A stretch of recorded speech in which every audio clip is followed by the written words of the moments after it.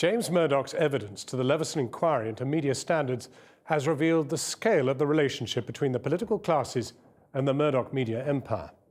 Among the trail of emails between News Corporation and the Culture Secretary's office, Jeremy Hunt, as he considered its bid for BSkyB, some that appeared to show his private support for it.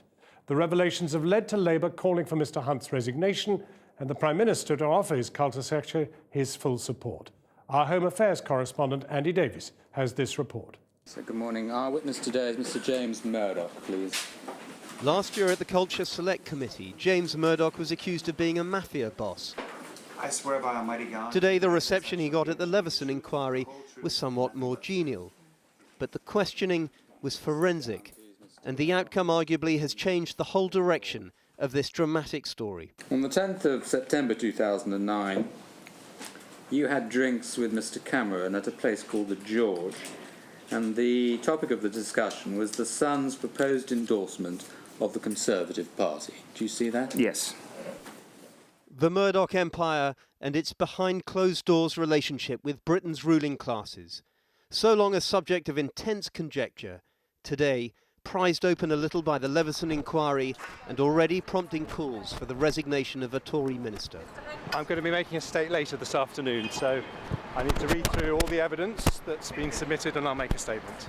At issue was the controversial bid by Rupert Murdoch's News Corporation to take full ownership of the satellite broadcaster BSkyB.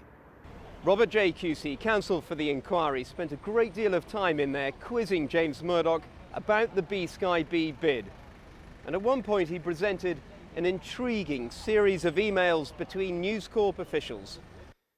Many of the emails are from Fred Michel, a public affairs executive at News Corp, to his boss James Murdoch.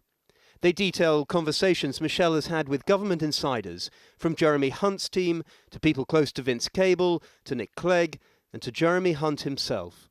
Email after email, some betraying what appears to be astonishing political access.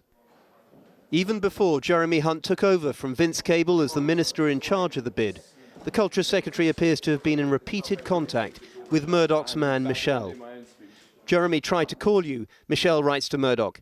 He's received very strong legal advice not to meet us today, as the current process is treated as a judicial one, not a policy one. My advice would be not to meet him today, as it would be counterproductive for everyone. But you could have a chat with him on his mobile, which is completely fine. At which point, Murdoch is said to have replied, You must be f***ing joking. Fine, I will text him and find a time. So you were angry. As I said earlier, I was displeased.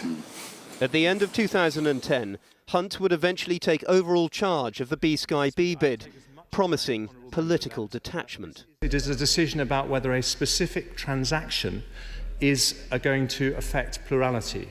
And that is a decision which I'm approaching with total impartiality and following strict due process. Amazingly, that seemed to allow James Murdoch's man to get tip-offs about government thinking on the bid, about private government conversations with the broadcasting regulator Ofcom, about government strategy. Referring to a statement Jeremy Hunt was due to give to Parliament on the subject, Michel writes to James Murdoch, managed to get some info on the plans for tomorrow, although absolutely illegal. A joke, said Murdoch today. I mean, did you think it was appropriate that you were receiving insights into private conversations between Ofcom and the Secretary of State? Well, I'm not sure how accurate they were anyway. As I told you before, Mr. J, all of this was taken with a grain of salt, given what we were going through. As James Murdoch tried to underplay the significance of these contacts today, Labour wasted little time in calling for the Culture Secretary to resign.